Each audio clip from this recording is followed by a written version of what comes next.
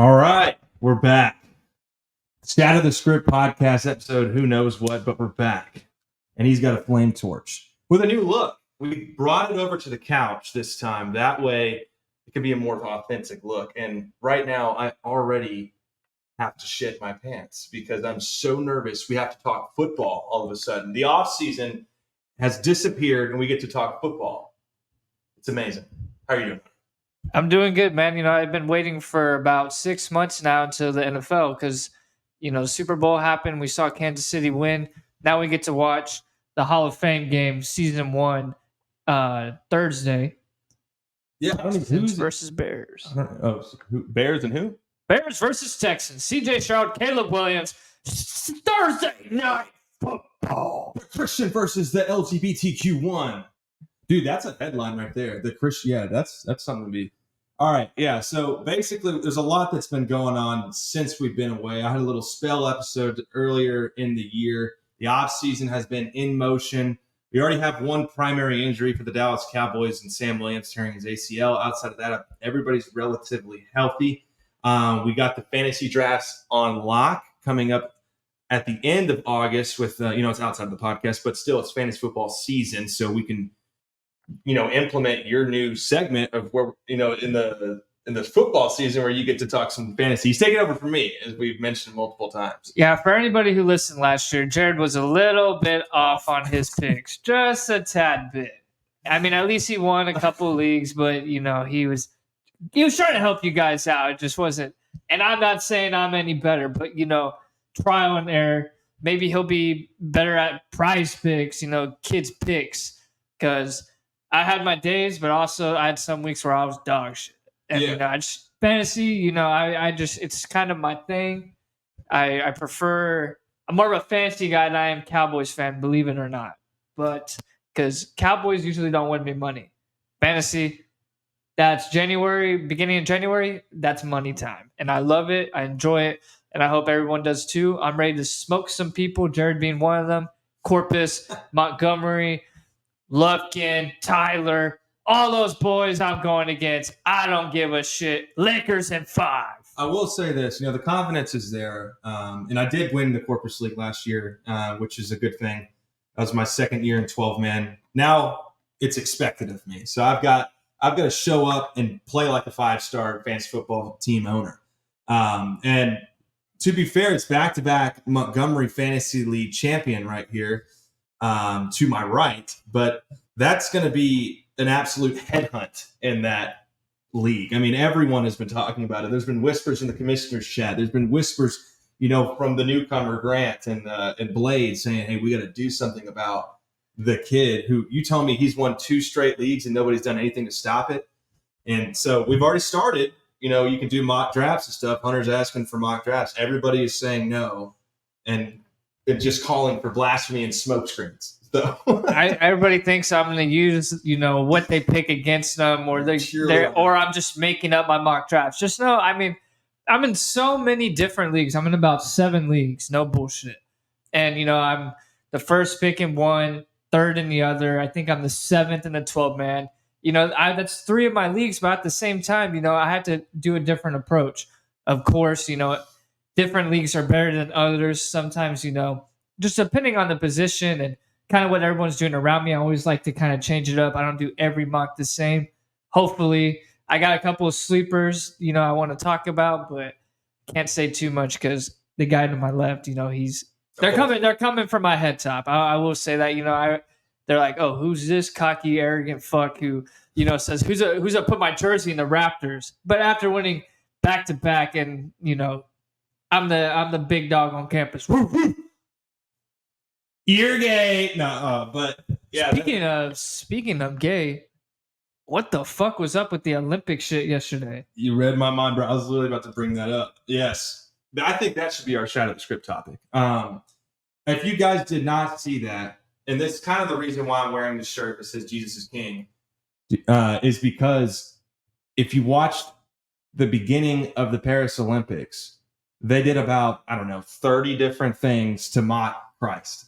And yes, this is sports related because, well, it's every sport combined in a different country outside of maybe football. But they go out there and they mock the Last Supper with a bunch of, what were they, transgender drag queen kind of thing. Yeah, it was a bunch of trans, and they were they're like dressed up as all this shit, and Joe Biden endorsed it, which I let Jill Biden, I think. I didn't see anything about Joe, but I read it. I meant Jill as well. Dr. Jill Biden. Sorry, we haven't seen Biden. He does one press conference where it's like the recording. Yeah, he does one, and then no one's seen him since then, and everybody already knows that his accounts are like handled by other people. I mean, he was tweeting during the debate, and you saw how much he was up there, but can't say anything right on the debate. But then he's typing perfectly on Twitter. He knows how to operate X and TikTok, but he doesn't know how to operate a debate. Yeah, so make that make sense. I mean, people wake up for Christ's sake. I mean, wake up. I mean, do we really think that? I'm not even going to get into that, but it's like you sit there and you think, how stupid can people get just by watching this and go, oh yeah, I believe him. But like your favorite guy, what's his name? Harry. Oh, Harry Sisson. Harry Sissy Boy. I mean, the thing about it is, which has always been kind of the thing, they're this group of people, and especially people who've been mocking Christianity and stuff like that. They say, we want to be heard and everything like this, but everything they're doing is, they're mocking things. If you're not with us, then fuck you. It's kind of one of those things where it's like every time, someone speaks up about, we didn't say we don't want to see you, being happy, being gay or trans. They just said keep the kids out of it, the little kids. And also they're like, well, we don't want you just like mocking people and then shunning people for, it's like, I don't know what people do that like doesn't allow gays or trans to be themselves. But I mean, when you're just being naked on the street, have your saggy balls and all this stuff just hanging out, it's like, nobody wants to see that. And it's disgraceful. Well, let me ask you this. In your day-to-day life personally, and, we're average Americans. We go to work, 5-6 days a week, and then we enjoy our weekends. In your 5-6 days a week that you work, do you ever get in the way of an LGBTQ member? Do you ever, I forgot the plus in there. There's a minus in the dividing sign as well. But do you ever just, when you get to work, you're just like, I'm going to disrupt an LGBTQ member's day today? Or is it the complete polar opposite? When it comes to it, I have no issues with gay people at all. I treat them like everybody else. Trans, it's kind of, I don't know that many trans, because I always said trans is a very small group of people in the United States. It probably makes up less than 2%. So more often than not, you don't run into that many trans people. We're in a big city like Houston. There's millions of people. I guarantee there's less than 1,000 actual trans in this city. With that being said, I don't think it's anything with people being gay. I have nothing wrong. I have nothing against people being gay. I mean, it does not faze me one bit. Yeah. And I attest to that as well. I mean, I sit in an office all day. If I'm not, I'm going to be going to different oil and gas refineries, but back to the Paris Olympics, they're mocking Christ with the Last Supper with about 8 to 12 transgender people on there. And then that followed up by what seemed to be a representation of the Antichrist on a silver pale horse with a horseman riding it, which is a reference to the chapter Revelation at the end of the Bible. And I saw a couple things of dudes like painted blue with just like a leaf covering his nuts and ball sack. And then you got just a bunch of different things. And a lot of people have started to boycott it. I know the Tate brothers, Andrew and Tristan Tate, boycotted it. Ryan Garcia boycotted it. A lot of politicians were talking about it. My entire feed was just filled with, what is this disgusting crap? I don't want to watch it. And it just, you sit there and you go, what does this have to do with sports? What is this? Why do we have to have all this unnecessary political involvement when, we used to get mad at telling basketball players to shut up and dribble. And since then, it's just become like this conundrum of, it doesn't matter what sports you play in, you have to have a political side. And I think that's why a lot of people hate athletes that don't speak up and do something when they'd rather just help the community that they're in or help their immediate family and buy their mom a house. instead of getting into the debate about how Joe Biden or Donald Trump can lower the inflation or what we're supposed to do in Ukraine. It's sports. It's not politics. They go and play a kids game for free or kids game as an adult and are able to win championships with it. Well, I mean, it's like, with when it comes to, it's like, why, I get it. Like, you want to be gay, you want to be this, you want to be straight. Like, why is it that you have to announce it to the whole world? Like, I don't walk around and just be like, I'm straight. I have a straight flag. I do this. Like, I get it. There's more straight people in the world than anything else. But I promise you, people who feel like, people hate gays. I mean, there is some religious people of all religions, Muslim, Christians, Catholics, all that, where they really do hate just gay people. Like, they're like, so there's hate in the world. But it's just anyway. But like, as a whole, I promise you, most people do not care that you are a type of way. They're just like, why do you gotta front it or like flaunt it everywhere? And it's like a, what's it called? It's a personality trait. It's just, people are just, if you just went on with your day being a gay, straight, lesbian, whatever kind of person, I promise you, nobody's gonna say anything to you. People are gonna be like, oh, you're this, but you're still a normal human being. But you're just not like, no one just wants to see that like flaunted everywhere. Like, I don't go around on the internet trying to prove I'm a straight man. Like, yeah, and there's not much that an average American or an immigrant, doesn't matter, can do to change the world. They can only change the world around themselves and the ones closest to them, and maybe ones that you run into on the street or whatever. Those are your opportunities, especially as a Christian, to make the most positive impact on your interactions with those people. And yeah, to say like we don't hate those kinds of people, but I got to tell you what, I think righteous anger applies here when you come and attack my God, my Christ, my Jesus. And I think the only reason that they mock him out of everything, you'll never see them mock Muhammad or whatever his name is. You'll never see him do any type of other religious mockery. But the only ones they ever do is Christianity and Christ. And that's because they know for a fact that it pisses him off and that Christians won't do anything about it. Well, the reason Christians don't do anything about it is because we put it all in God's hands. And what happened? In Paris, there was a massive power outage after all that stuff happened. You can call that a coincidence, or you can call that, I've seen satanic worships in South America and then followed by massive floods to flood the area. I mean, you reap what you sow. And there's a verse in Galatians that talks about it as well. I can't quote it right now. I believe it's in Galatians, but it talks about that sort of thing, saying like you reap what you sow. But, as Christians, our job is to be loving and caring, but a lot of people have a misconception of what love is. And as there's a guy drive to deep left center field, Nick Castellanos hits a home run. A lot of people don't understand what love is. And that requires blunt. That requires honesty. That requires correction. And a lot of people forget that. But, moving on in, if you have one more thing to say about all of it, I was going to move on into LeBron after this, the United States of America, because he's flag bearer.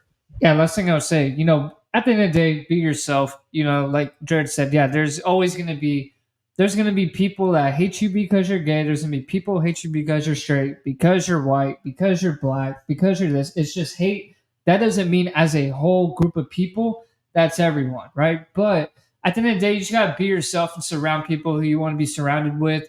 There's a lot of people. I think there's people who are non-Christians who, they're like, because, there's those Christians who are like, I cannot stand gay people. But there's people, there's those Christians who are like, truthfully, at the end of the day, people, I don't, you just accept others and then all that, but they just don't want you to like fronted on like, oh yeah, I need this flag, like fuck every Christian, like fucking no, like that's just hate. No, you don't want no malice in your heart. And, nobody's perfect. And I try to have no malice in my heart. I try to be a better person. I try to do this. I can do all things through Christ. I try to be, a servant to them. But at the end of the day, I'm not perfect. And, I don't get the point of just hating all the time. Yeah. Yeah, I 100% agree. All right, well, that covers that annoying subject, but we had other news with the Olympics with LeBron James is the first ever NBA basketball player to be the flag bearer for the United States. And the rumors around X and Twitter is that he is now being called the LeUnited States of America. And I think that's very fitting for the greatest basketball player of our current generation. So congratulations to LeBron on my end. And he's played fantastically for Team USA so far. It's actually kind of weird because with LeBron, this is the first time in a long time I haven't seen him really speak on political things, like his political views. Yeah.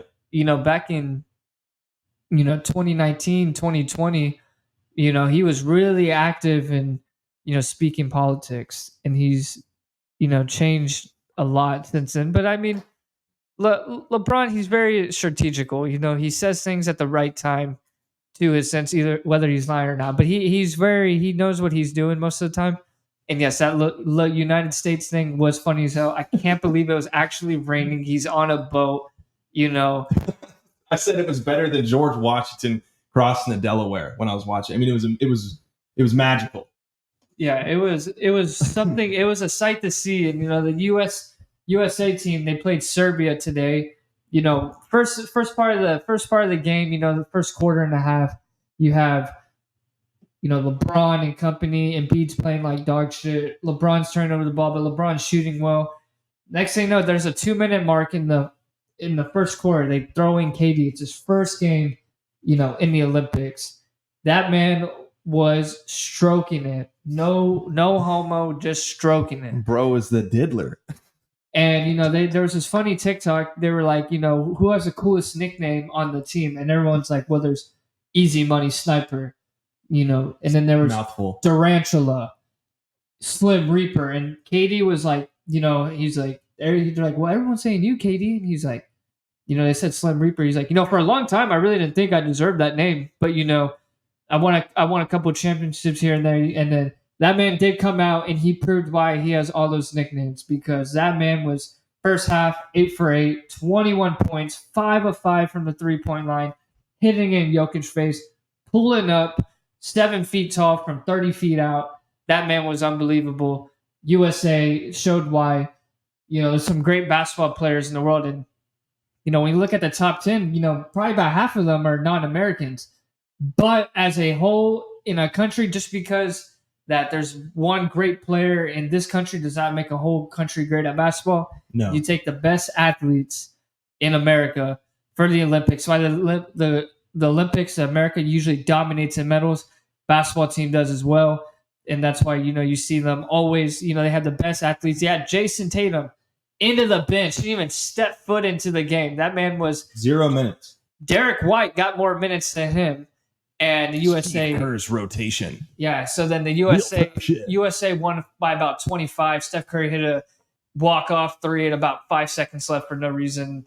This was the NBA. Because fuck you, that's why. We're it was America, cocksucker. What the fuck is a kilometer? The Olympics, Olympics is every 4 years, and these people, a lot of these, people in Paris, they don't get to see NBA talent, right there all the time. This is full best players in NBA in America. They'll have their own team. They have Wemby and stuff like that. But, seeing LeBron, KD, Steph Curry, and Embiid, AD, all these guys, they're like, wow, we won't probably ever get to see this again. So, give the people in Paris a show. Yeah, I'm happy they did that. And it seemed like didn't they do college players for a little bit for Team USA? And there was like a little gap in there where they just did college guys, because Kaminsky, I think, was the head coach, right? So when Duke head coach. The last time I remember a college player being on the team, I believe it was a 1992 Dream Team, and Christian Laettner was chosen over Shaquille O'Neal. But people were like, hindsight's 2020.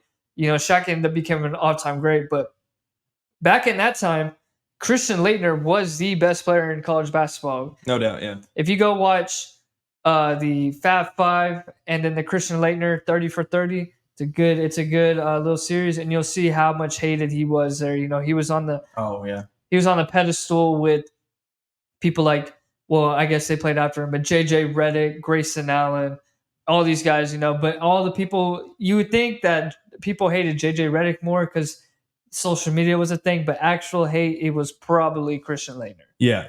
I remember watching that. So my mom's a big basketball guru, and she remembers Christian Laettner very well. So she showed me that documentary, and I was like just mesmerized by how hated that dude was. I mean, you look at the greatest college athletes of all time. A lot of them, off the top of my head, were not hated. You got Johnny Football Manziel. That everyone loved him. Everyone thought he was the man. And then you had people like Tim Tebow. You had Lamar Jackson. You had all these different athletes. Reggie Bush. I think I'm not sure. I was only like 5 or 6, I guess, but there were guys in between there. Baker Mayfield. The only people that didn't like him were like Kansas City or Kansas Jayhawks fans or whatever. And he's over there grabbing his crotch or whatever. That's entertainment to me. I think that's fun. So Christian Laettner was a lot like those kinds of athletes that were hated just because might have been things that he said. They might have been just that good, but he represented Team USA that year, and rightfully so. But when you put Shaq's name compared to him, you're like,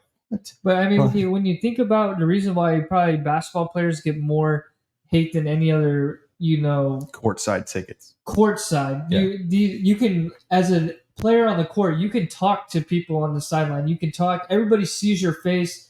If you're anywhere, but besides probably the nosebleeds, you can pretty much see everything in the arena. You can see every sign. You're up there. You can see the sweat coming off these players' faces and stuff. So NBA, you could just tell that, or any basketball, they're always probably gonna have the most hate because they'll probably, an NFL player, or any football player, they're not gonna, they can only say so much from the stands. They would have to run up to the track and everything. But it's on the way out with the popcorn, just throwing it on him. That's all they can do in a football field is just chunk some popcorn at you. Maybe a glizzy. But basketball, you've seen courtside how rowdy you can kind of get. The Malice at the Palace, great documentary as well. But I hope Team USA gets it done over there. I mean, I'm just happy, like I mentioned earlier, I kind of got off like sidetracked, that they grabbed the best of the best.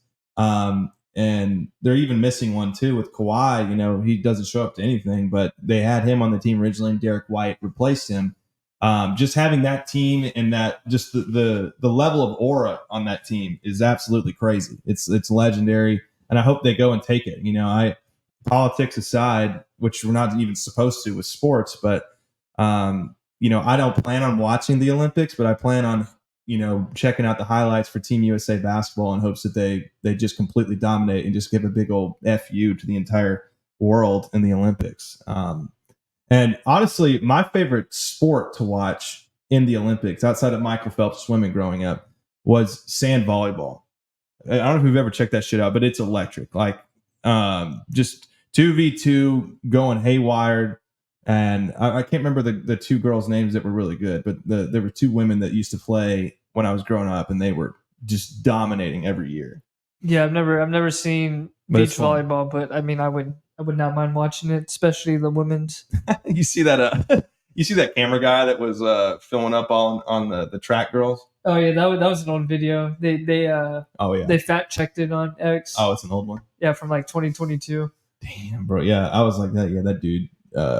He wasn't hiding nothing. And lately they've been getting a little bit more out of control with that. I don't know if you've even at we're watching the Yankees in Boston right now, but even at some baseball games you'll see them just hone in on some big old broad that likes to yield it, and you're just like, whoa, like these guys. Hold up. Are they getting checks? Are they like getting a conversation from CBS or NBC or ESPN saying, "Hey, buddy, I know that this is a professional television program. I don't think you should be doing that, but please screenshot picture and send it to me in my email. Give it to me in 3 to 5 business days. Thank you." But don't do that. Anyway, all right. Let's talk football.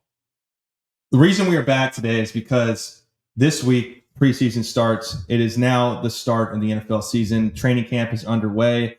There's a lot of he's the biggest he's ever been post. It's officially running back thigh season. As big as guys like AJ Dillon, he's in the best shape of his life. Guys like Saquon Barkley, it doesn't matter. Everyone is the biggest and the baddest in the best shape of their life in training camp, and it's always fun because you get to buy or sell or just completely disregard certain players, such as like Jamison Williams, such as Derrick Henry at age 30 with the Baltimore Ravens, who's going to be the starting running back for the Chargers.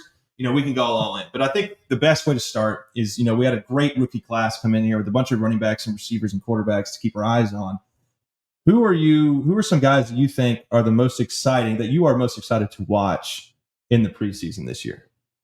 This year, so of course, Caleb Williams, Malik Neighbors, and then I want to see JJ McCarthy and Bo Nix. I really just want to see the quarterbacks, especially because the quarterbacks, they'll play more than probably any other position, especially as rookies. Yeah.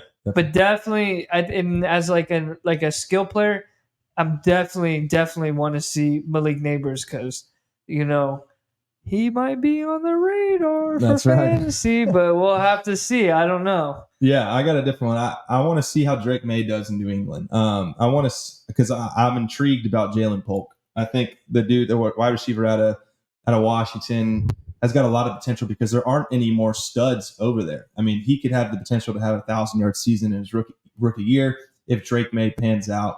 I know the woke coach Gerard Mayo has now taken over for Bill Belichick, and that can mean some changes, but it also could be a good thing for New England fans. You might be able to see a spicy, sporadic team with a rookie quarterback with a chip on his shoulders with nothing to lose. And a guy like Jalen Polk could benefit from that, especially if he's wide receiver 1. So that's one guy that I'm excited to see. I'm intrigued to see if the Patriots try to go get T. Higgins. Yes, yeah, something like that. I think T. Higgins can fit into multiple different offenses. And there's been, Brandon Ayuk as well. He requested a trade. He did report to training camp, but we don't know. There might be still some movement opportunities for some teams. The phones might be on for those looking to improve their room at quarterback. I know Drake May would be one of those guys. I bet you if Drake May shows any type of potential to be good, I promise you that New England will pull the trigger. They just have to see what kind of quarterback they're getting. If they, the athletes are not really there for the wide receiver core for them, but if they can show just a little bit, if he shows a little bit of he has it, I promise you they will try to go get T. Higgins right away. Yeah, I absolutely agree. I think a good landing spot for Brandon Ayuk would be Washington. I think him going to the Washington Commanders with Terry McLaurin and Jahan Dotson and a brand new quarterback and Jaden Daniels from out of LSU, that could be a good fit for him. There are some other possibilities. Some people whispered Dallas as another destination. I don't see that happening. I don't see Jerry taking the chopping that bit because you can't pay that many people at once. It's just, but I have seen that thrown around. If Brandon Ayuk went to the Cowboys, I would die laughing. I would die laughing too, and I think people, especially if they were able to get a deal done with Prescott or whatever, and CeeDee Lamb and Michael Parsons, and they were able to somehow pay Brandon Ayuk. You would have to win a Super Bowl with that roster. I know Sam Williams just went down with a torn ACL at defensive end. He was supposed to have a big breakout season this year. It just seems like the Cowboys always have at least one guy on defense every year that has a torn ACL. Last year it was Trayvon Diggs. The year before that it was someone else. It's just never ending over there. Overshown. Which that is, I was very excited to watch him last year, but the dude I think is going to be an outstanding linebacker. He's got better speed than most of any linebackers that I've seen in the rookie classes. You have another young guy from Notre Dame this year that their coach from Notre Dame praises very highly. I know we drafted him in the 3rd or 4th round, and he's already getting first-team reps. So I want to see those two guys. So I have not seen a great linebacker room for Dallas in a long time outside of Sean Lee and the Jalen Smith year with Leighton Vander Esch, the Wolf and the Swipe. Outside of those, but it hasn't been like a long tenured run of just like this dude's an X factor linebacker. That was an odd time. You saw that linebacker crew in 2018 or 2019. You were like, wow, this can be something, and it turned into absolute dog shit. Yeah, I think Jalen Smith's knee just ran out of juice. And Leighton Vander Esch has always had neck injuries, and unfortunately, he had to retire this past year after that neck injury that he had, which we saw coming. But so running backs though, Jonathan Brooks was the first running back taken off the board, I think in the 2nd round by he's going to Carolina, and he's in an offensive running back room with Miles Sanders and Chuba Hubbard and Jonathan Brooks, who is off an ACL injury. Miles Sanders, man, like he's so weird because like in New England, or sorry, not New England, in Philadelphia, when he had a great offensive line, that dude was underutilized. He could have had a much higher potential. Then he went to Carolina with an awful offensive line, and people are calling for his head on the guillotine. And you're like, well, the dude's actually a pretty decent running back. But in terms of fantasy talk, it scares me because you don't know if Jonathan Brooks is going to get an immediate, like, just plug and play when he probably could. Yeah, he would. You would. I mean, if you were going to draft him, let's just say you're like, I'm going to draft him. I would go 12 or later. If you decide that you could probably. No, you actually probably could get him on the waivers. I would be very surprised if he made it to the waivers, just strictly off because he's a rookie with high upside, especially if you can get him real late. One advice I give to people who are watching this who are not in any leagues with me: build your team. Don't build your starting lineup. Build your team. And what I mean by that is, if you draft 4 wide receivers in a row and you're freaking out because you need a running back, just chill out. Because at the end of the day, you can trade those wide receivers. It's all about get the value of where you're at. If you can get value, but don't worry about, I need a tight end, I need a cornerback, I need this. Don't worry about that. Just build up your team and then figure the rest of that shit out later. Because you're going to need depth, but also you can trade a lot. And unless your league has no trade clause or whatever, and if they do, that's lame as fuck. So just build up, and build up your team. Yeah, absolutely. And, and back to the Panthers as well, because I was trying to think, I was like, they drafted somebody. I can't remember. And they got that Xavier Leggett kind of guy from North Carolina. South Carolina. And the Gamecocks. And so you got actually some pretty decent depth over there. I mean, Jonathan Mingo from Ole Miss I thought was going to pan out in year 1, but you never know how wide receivers progress. Bryce Young has an opportunity to have a solid sophomore season. They're definitely not going to win the division or make the playoffs. But, you look at Jonathan Mingo, Adam Thielen, Xavier Leggett, and Deontay Johnson as your wide receivers. That's some pretty good, solid depth for a second-year quarterback who had a very rough year. Brand new coach as well. So I'm interested to see what happens over there. But I think that the running back that I wanted to talk about, that I wanted Dallas to draft as well, but he ended up in the Arizona Cardinals, Trey Benson out of Florida State. This dude, he's an absolute bulldozer for his size, especially. Which reminds me of also the Packers guy that they got, Marshawn Lloyd. I mean, he looks like Maurice Jones-Drew. But I want to see Trey Benson because James Conner's getting older. He kind of has some injury troubles, once or twice a year. I think that's a sleeper pick for a lot of people out there that are looking for a rookie running back that might be an early plug and play in the first 7 weeks. And another player too. What's his fucking name? I'm trying to think. What team? He's on the. Who did the? Who was I thinking?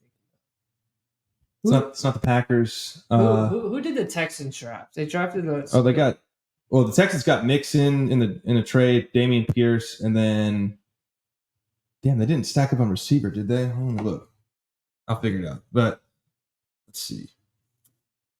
I saw Tyler Guyton. He's getting some starting reps right now in training camp, so we'll see how that goes too. They don't have anybody. Blake Corum went to the Chargers. No, it's not the Texans. The Texans still have most of their remaining guys from last year, but they might have went defense. Honestly, can't remember. Oh yeah, they were going a bunch of safeties. Well, hold on. Didn't they not have a first round pick? Didn't they trade a bunch of them last year to get the edge player? Will Anderson? Yeah, Will Anderson. Didn't they do that? Because they drafted Stroud and Anderson in the first round. Which is crazy. Yeah, no, they didn't. So it's someone else. I can't. I don't know who you're thinking of, but Marshawn Lloyd for Packers, Trey Benson for Cardinals. Let's look. Let's see if I'll just go through the rookie running backs here. Rookies. Let's see. Oh, there's no way to filter that. Okay. Cool. Yeah, Jonathan Brooks, Trey Benson, Blake Corum. Is that what you're thinking of? The Rams? Jalen Wright to Miami. Tennessee. Oh, Blake Corum went to the Rams? Yeah, Blake Corum's behind Kyron Williams. I thought he went to the Chargers. Man, I need to go back and look at the draft because your boy is confused. Braylon Allen, maybe? Yes. Out of Wisconsin? Or to the Jets? There you go. Yeah.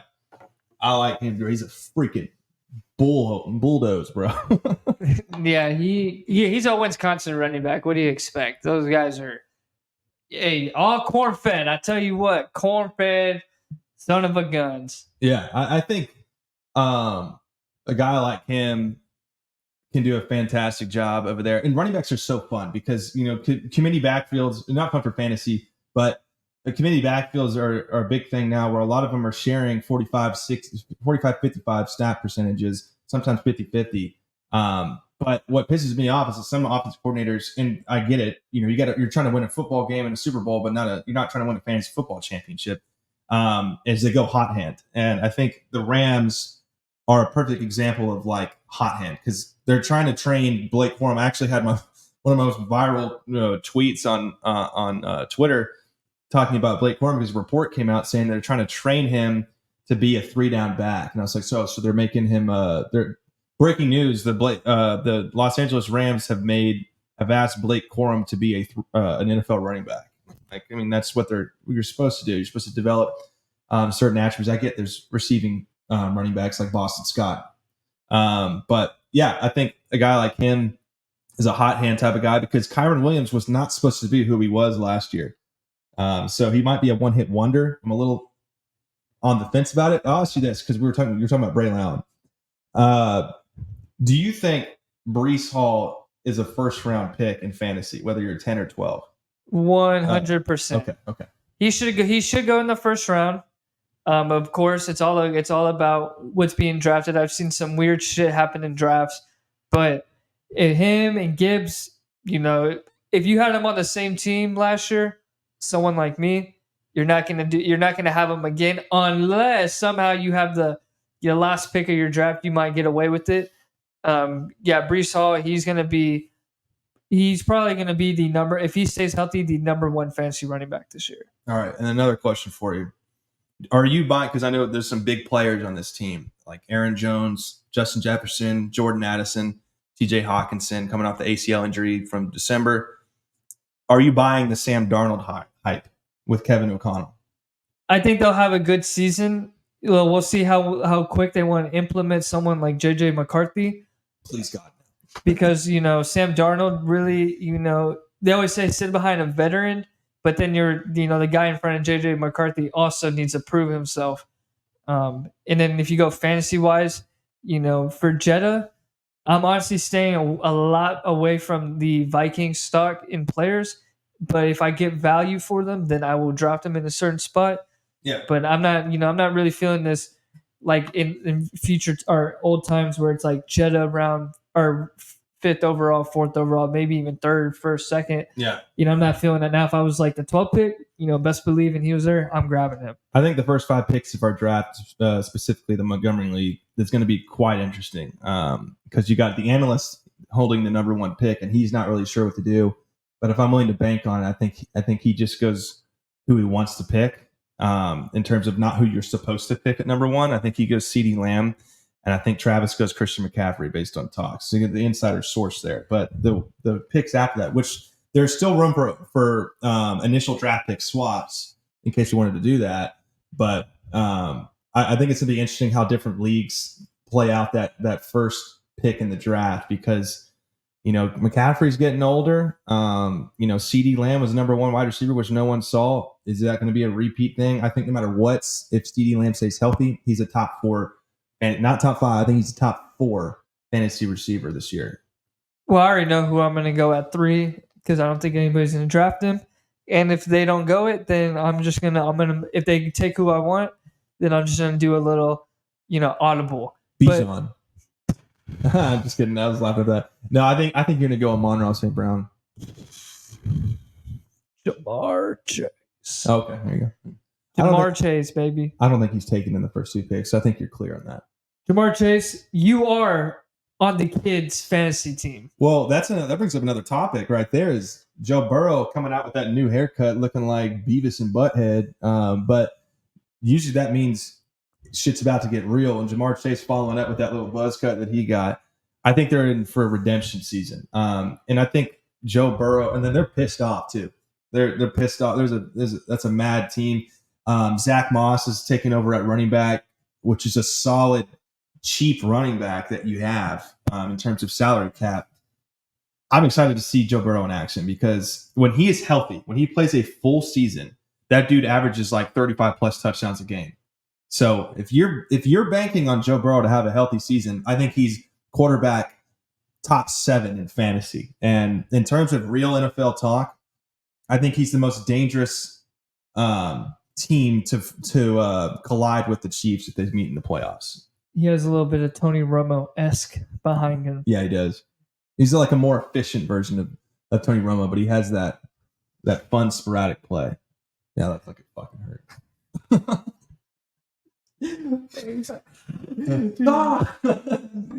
Sorry, the game's going on, and I feel bad. This dude just tried to hit a ball and he hit right in the shin. He went.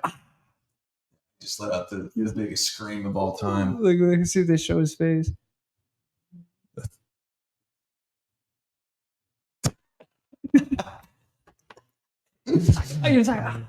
Poor guy. He's gonna walk back to he's still got a bat. He's gonna walk back there and strike out. What's going on, buddy? Oh, I just fucked my ankle up with a 100-mile-an-hour exit velo. Alex Verdugo looks like a cop. Yeah, he looks like one that might not turn his body cam off. Yeah, he looks like an honest one. He looks like one that would pull you over in like the middle of nowhere on your way to like Austin, Texas, or something, and he's just like straight to business. I'm going to give you a ticket.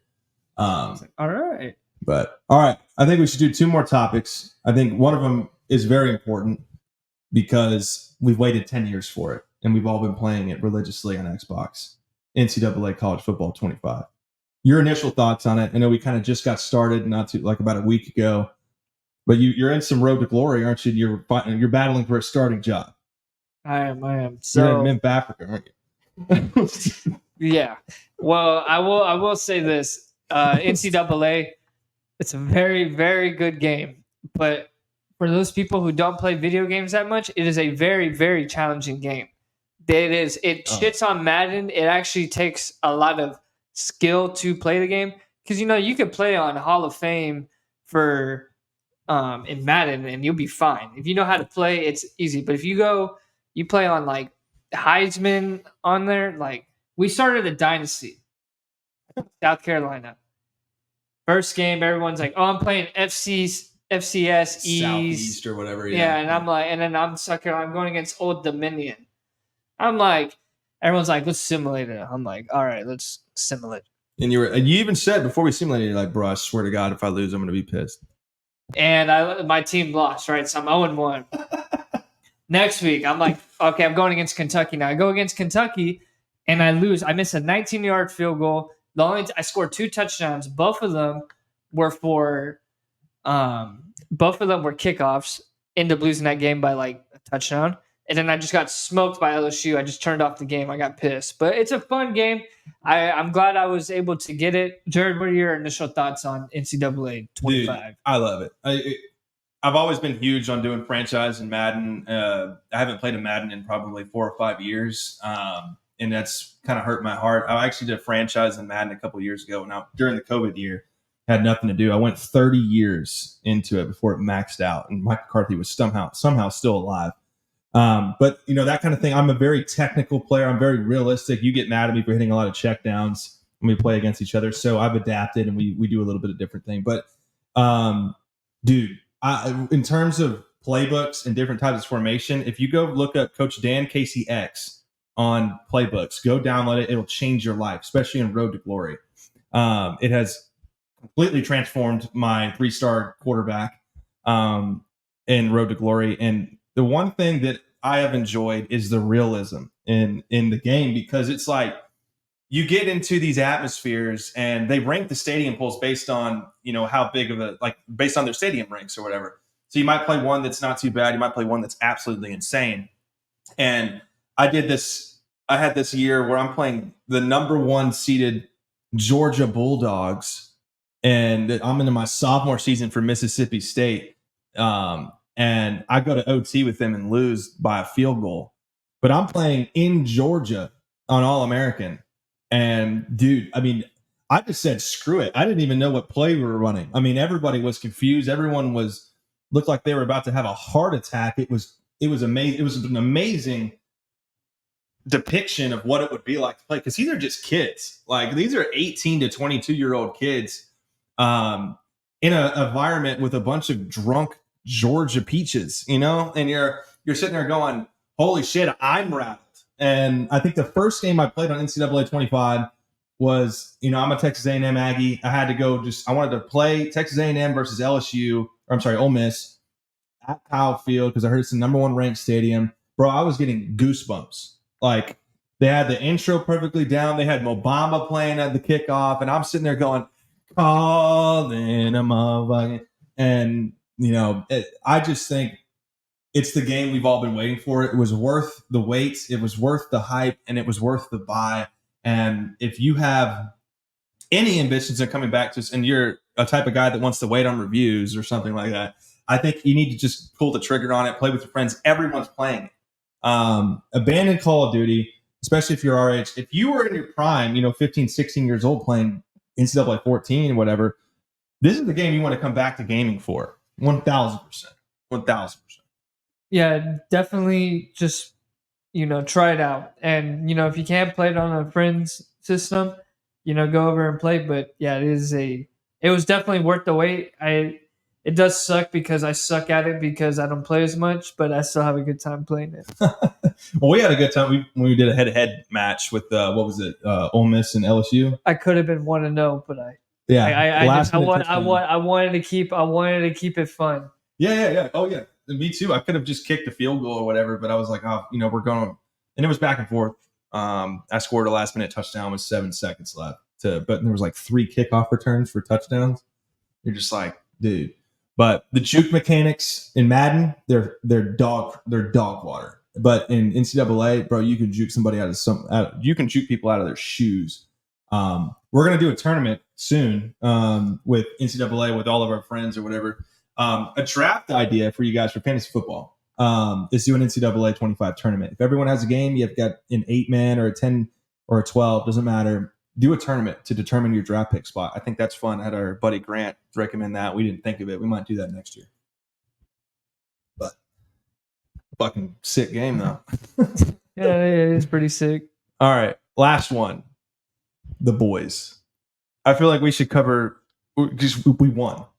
We think that Soldier Boy, played by Jensen Ackles, is the best on-screen character possibly of all time, especially for the amount of time he was actually on screen for season 3. Definitely not season 4 in The Boys. And now we get breaking news that Vought Uprising, placed in the time of 1950s, Soldier Boy is returning to star with the Stormfront chick. Yeah, it's gonna be, I think it comes out in 2026 or 2025. They just started the writing. But anybody who was, given the opportunity to watch The Boys, season 3, they just finished season 4, great show, very funny, just makes fun of a bunch of shit. There was, sorry. So the episode, there's 8 episodes a season. They're about an hour long. So there's about 8 hours of screen time. Soldier Boy was in about 2 hours of screen time out of the full 8 hours of the season. In that 2 hours, he completely took over the show so much where everybody that watches The Boys is like, Soldier Boy needs to come back. He needs to come back. He needs to do this. And next thing you know, you watch the show and then they're like, people are just like, man, Soldier Boy, like, you watch the season and you're like, man, Soldier Boy is just like him. Taking over, yeah. He took it over. And, all the fans are like, we have to have Soldier Boy on more. So they listen to the fans. They're like, well, we're going to make a show about Soldier Boy, his upcoming, because there's so much material there. You could probably, like Jared said off script, he's like, you can make like 4 or 5 seasons off it, and you really can't. There's so much stuff to be done. Yeah, you can definitely make 4 or 5 seasons on it, like I said, and one of the things that you talked about on it that I think they should definitely do is if you've seen season 3 of The Boys, Soldier Boy goes into how his father treated him, which is actually we think is hilarious. And he talks about he goes, I went to boarding school, got kicked out of boarding school because I was a fuck up, and he made sure I knew it. And then Butcher's like, used a belt, did he? And he's like, he couldn't be bothered. He never laid not one hand on me. He couldn't be bothered. So I talked to his Compound B, fucking Compound B trials, fucking Tinker Tank parades. I was the world's greatest superhero. What the boys say then? He said I took a shortcut. Yeah. So if anybody, you gotta have that lore, dude. Jensen Ackles, he was mainly known for his role in Supernatural, and then he gets this role in 2020 or 2022, and he just completely takes over the show. And if we were gonna get a Soldier Boy costume, but $250, I just decided to get a $30 deep costume. Yeah. But yeah, it is if you guys ever get the chance, I wouldn't recommend watching it with your girlfriend. Yeah. Only because I don't think for the boys. Yeah, I don't think women love it unless you have a kind of a cool, laid back chick. But I mean, it's a cool show to watch with your friends or even by yourself because it's funny, it's stupid, and it makes a lot of sense. Yeah, no, 1,000%. I'm down. I'm completely invested in Vought Uprising. The Boys season 4 was great. Most of it was a build up to season 5, their final season. Soldier Boy is possibly one of the greatest anti-heroes in television history. I mean, they did a fantastic job with it. I'm so fucking down to watch Vought Uprising for sure. We won. We got Soldier Boy. So yeah, if you guys just go ask any The Boys fan, say, hey, what do you think of Soldier Boy? And you will never hear a bad comment about him because no such thing exists. Especially if you've seen it. He's got the greatest one-liners of all time. First off, I'm so shocked. Fuck you. Second, this is what I'm talking about. This is being a soldier. I fought the Nazis. I stormed Normandy. I fought the Nazis. What the fuck did you say? All right. Well, we'll be back. We're probably gonna we'll probably be back with the medical guy, the analyst, in season as we get closer to the regular season, which I believe is September 5th or 6th or something. First 10 days of September is week 1 of the regular season, and we'll be back in action with 1 to 2 episodes per week covering fantasy football, betting, quarterbacks, shattering the script. Just all assets of the game. And on top of that, we'll be covering college football this year, which I'm extremely excited about, which you may not be as excited because, you're not the biggest fan of college football, but I play the game. We're going to be talking about the big ones. So that way we don't have to go deep into the weeds of a 2-star athlete from Appalachian State. We're talking like primetime games where it's college game day. We cover college game day. And move on, which first week, thankfully, is Texas A&M versus Notre Dame. So, but yeah, we'll be back with more episodes. We're happy to be back, and we'll see you guys with this new setup in the future. You can follow us on X at STS_pod and on Instagram and TikTok, STS.pod. And that's a 0 in the pod. So we're very active on Twitter. I know you guys think we're not on Instagram or TikTok a lot, but if you go on Twitter, we're tweeting 100 times a day. So. All right. You guys have a good rest of y'all's week. And Soldier Boy. Couldn't be bothered.